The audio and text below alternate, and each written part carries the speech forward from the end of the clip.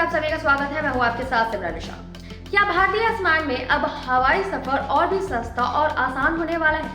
क्या इंडिगो और air India जैसी बड़ी कंपनियों के एकाधिकार को अब चुनौती मिलने वाली है? ये सवाल इसलिए उठ रहे हैं क्योंकि भारत सरकार ने देश के एविएशन सेक्टर को एक नई रफ्तार देने के लिए 3 नई एयरलाइंस को हरी झंडी दिखा दी है। शंख एयर, अल हिंद एयर और फ्लाई एक्सप्रेस, ये वो 3 नाम हैं जिन्हें सरकार ने एनओसी जारी कर दिया है। नागरिक उड्डयन मंत्रालय का ये फैसला एक ऐसे समय में आया है जब हाल के दिनों में बड़ी एयरलाइनों के ऑपरेशंस में आए दिक्कतों ने यात्रियों को काफी ज्यादा परेशान किया था।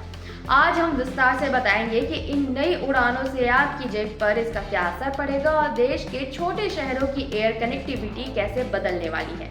भारतीय एविएशन सेक्टर में एक बड़े बदलाव की सुगबुगाहट शुरू हो गई है। केंद्र सरकार ने बाजार में प्रतिस्पर्धा बढ़ाने और चुनिंदा बड़ी एयरलाइनों के एकाधिकार को कम करने के उद्देश्य से 3 नई एयरलाइंस शंख एयर, अल हिंद एयर और फ्लाई एक्सप्रेस को नो ऑब्जेक्शन सर्टिफिकेट जारी कर दिया है। नागरिक उड्डयन मंत्री के राम मोहन नायडू ने स्पष्ट किया है कि सरकार का लक्ष्य भारतीय आसमान में ज्यादा से ज्यादा खिलाड़ियों को बढ़ावा देना है ताकि यात्रियों को बेहतर सेवा, किफायती किराए और अधिक विकल्प मिल सके। क्यों पड़ी नए खिलाड़ियों की जरूरत?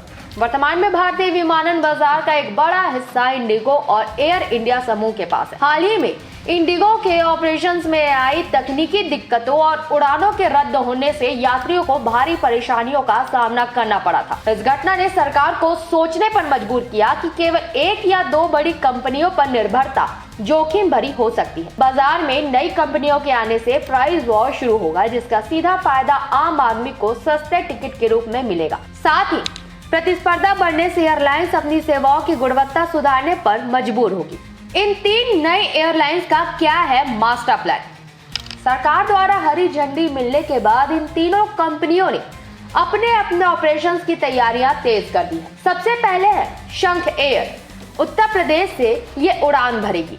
उत्तर प्रदेश की इस पहली बड़ी निजी एयरलाइन ने खुद को एक फुल सर्विस कैरियर के रूप में पेश करने की योजना बनाई है। इसका मुख्य केंद्र बड़े शहरों और प्रमुख राज्यों को आपस में जोड़ना होगा। कंपनी 2026 की पहली तिमाही यानी कि जनवरी से मार्च तक अपनी उड़ानें शुरू करने की तैयारी में है। वहीं 3 वर्षों के भीतर कंपनी ने अपने बेड़े में 20 से 25 विमान शामिल करने का लक्ष्य रखा है। दूसरे पर है अल हिंद एयर। टियर 2 और टियर 3 शहरों पर नजर। केरल के मशहूर अल हिंद ग्रुप की ये एयरलाइन ट्रैवल और टूरिज्म के अपने लंबे अनुभव का लाभ उठाएगी। ये लो कॉस्ट और रीजनल कनेक्टिविटी मॉडल पर काम करेगी। कंपनी छोटे विमानों के जरिए उन छोटे शहरों जैसे कि टियर 2 और टियर 3 को बड़े महानगरों से जोड़ेगी जहां अभी हवाई सेवा की कमी है। और तीसरा है फ्लाई एक्सप्रेस। पैसेंजर के साथ कार्गो भी। लॉजिस्टिक क्षेत्र की विशेषज्ञता रखने वाली ये एयरलाइन एक हाइब्रिड मॉडल अपनाएगी। ये यात्रियों को गंतव्य तक पहुंचाने के साथ साथ घरेलू एयर कार्गो की बढ़ती मांगों को पूरा करेगी।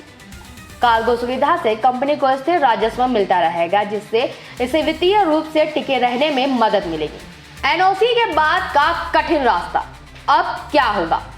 एनओसी मिलना केवल पहली सीढ़ी है। अब इन कंपनियों को डीजीसीए से एयर ऑपरेटर सर्टिफिकेट यानी कि एओसी हासिल करना होगा। इसके लिए इन्हें कई कड़े मापदंडों को पूरा करना होगा। पहला, विमानों की उपलब्धता। कंपनियों को लीज पर या खरीद कर विमानों का बेड़ा तैयार करना होगा। दूसरा, स्टाफ की भर्ती। प्रशिक्षित पायलट, केबिन क्रू और ग्राउंड स्टाफ का चयन और ट्रेनिंग। तीसरा, मेंटेनेंस।